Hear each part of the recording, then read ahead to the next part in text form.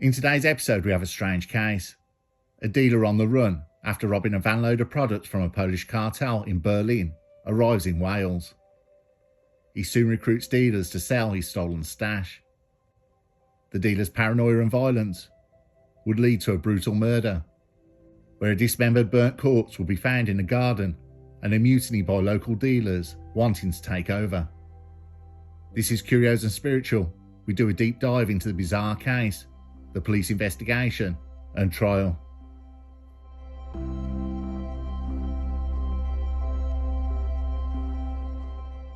We go to Wales, Llanfoil, Carmarthenshire, 2015. A Polish dealer had arrived and moved in with Philip Hudson-Jones, a man his friend had recommended. But under the friendly persona was a dealer currently on the run from German police for murder and attacking a police officer. Also looking for him was a Polish cartel who he had robbed of a large quantity of product. Mariusz Majewski, 31 years old, was no fool and picked Wales for a reason. One, he would not be known, and the other was a friend had told him it's wide open there, and he himself was struggling to keep up with demand. Majewski had a large supply of various products, the main being this and this. In 2010, Mariusz Majewski had been working as a low-level runner in Berlin and arrived in Germany looking for work and was a builder on several projects, but soon fell into the easy money of being a runner. He built up a large amount of contacts and worked his way up to a dealer after a gap was left due to a police crackdown. He then recruited his own dealers.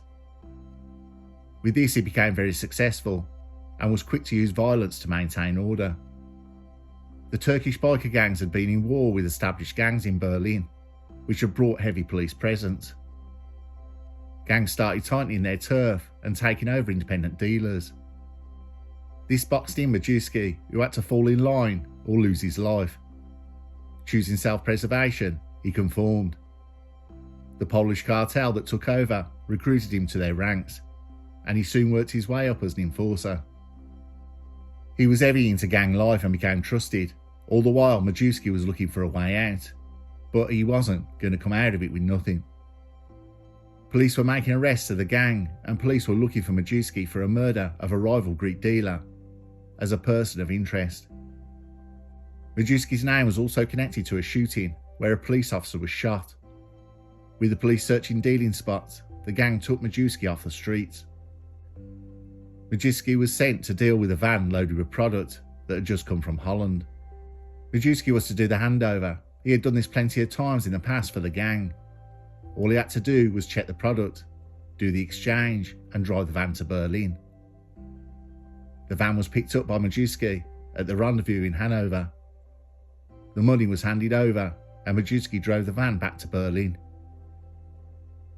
Majewski and the van never arrived. The van and the contents, a large supply of this and this, were gone.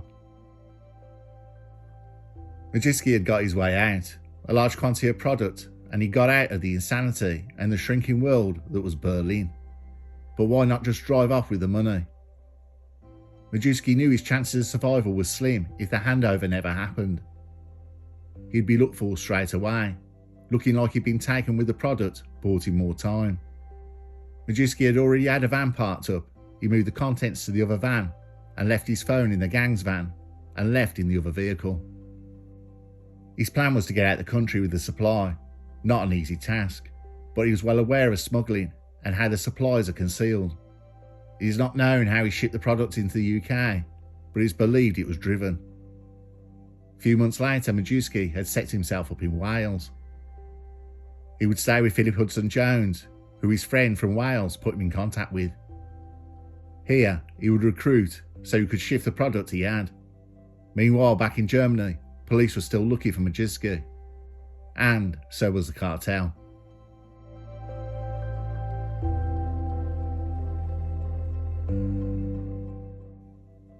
In Carmarthenshire, life was quiet and Majewski's contact was right. Wales was wide open there. Majewski had recruited the person he was staying with, Philip Hudson-Jones, who was 41 years old, and Adrian Iwanowski, who was 21 years old. These would be his two lieutenants that would push his gear. Majewski would leave the two in charge to it, as he would keep a steady supply coming in to the pair. Where Majewski kept his supply was unknown, but it required a day's warning before collecting more stuff. Majewski was starting to unnerve Jones. He soon found out more about his tenant's past, that he was on the run from a Polish cartel who were also established in the Midlands, looking for him, after stealing a large quantity of product from them in Berlin.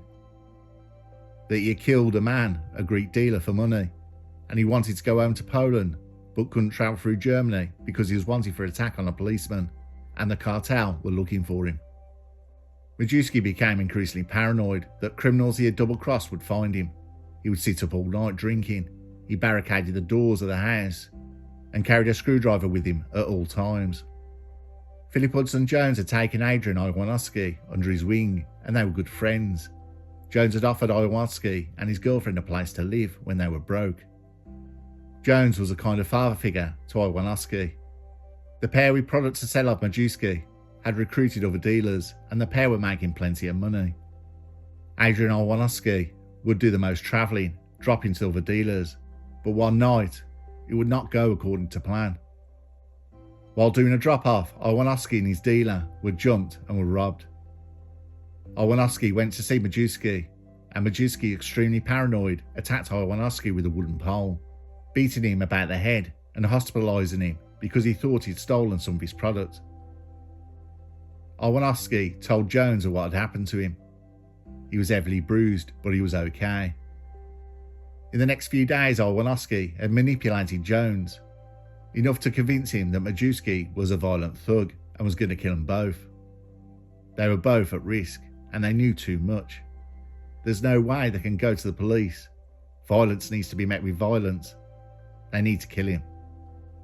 Whatever the hold was over Jones, whether he seen himself as a father figure, a guardian to Iwanowski, he knew that he needed protection.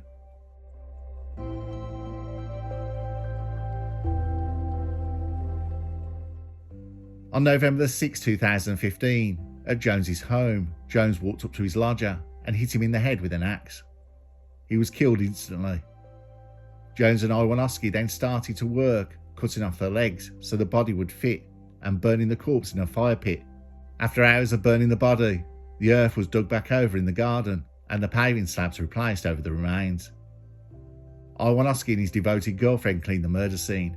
Jones the next day sent a Facebook message to Iwanowski, saying, "I would not have done this for anyone else but you." Iwanowski found some of the stash in the house, but could not locate where he kept the large amount. The stash in the house was enough for a good month.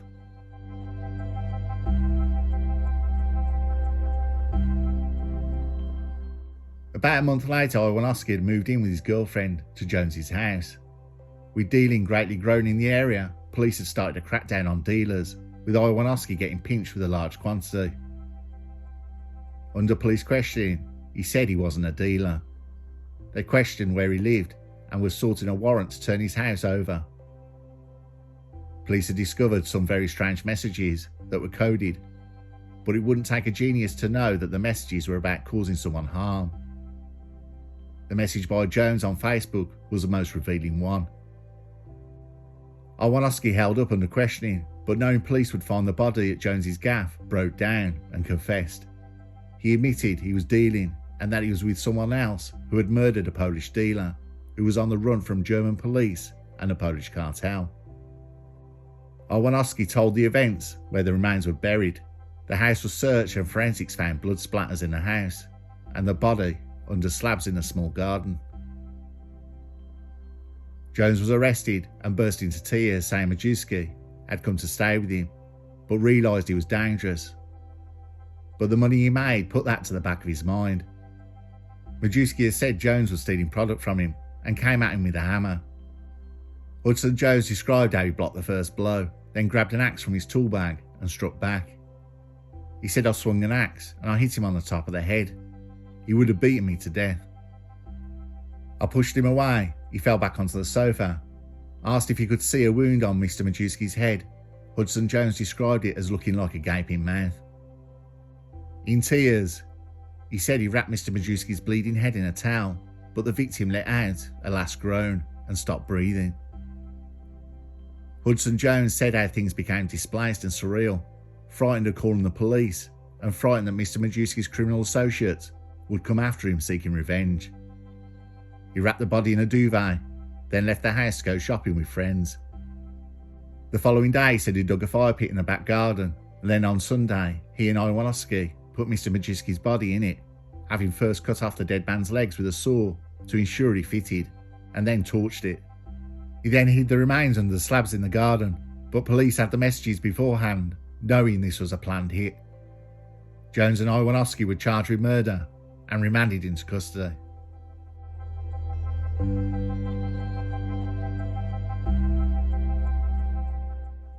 At Swansea Crown Court, it was heard how the pair had burned Mr. Majewski's body after Hudson Jones had beaten him to death with an axe. The judge, Mr. Justice Edis, described the murder as barbaric. The court heard how the pair sold product on behalf of Mr. Majewski. Justice Edis said there was no evidence to dispute that Hudson Jones had killed Mr. Majewski with a blow to the head. The defendant had claimed he was acting in self-defence when he struck him with an axe, but added it was a deliberate killing. He also said how he really died will never be known. Justice Edis said the concealment of the body was also part of the plan, and that the cutting off the legs and the upper left arm were acts of a truly appalling barbarity. He said it was not clear at what point Iwanowski joined the destruction of the body, and that he had taken a lot of persuading that the killing had actually been carried out. But he said the younger man was not in fear of Hudson Jones. Iwanowski joined in the appalling scene when the fire was burning, not because of fear, because he wanted to. He added that the younger man had expected the grisly murder and dismemberment to be like a horror film, but that the reality was something very different.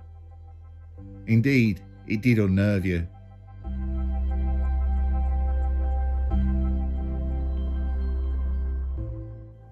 Philip Hudson Jones was told he would spend a minimum term of 22 years in prison before being allowed to apply for a parole. Adrian Iwanowski, who asked his accomplice to murder Mr. Majewski, was told he would serve a minimum of 15 years. Sophie Jones, 18 years old, the girlfriend to Adrian Iwanowski, was found guilty of assisting an offender by acting to conceal a body. She received a 2-year suspended sentence. Adam Goodwin, 37 years old, and Jason Henderson, 44 years old, were cleared of the offence of assisting an offender.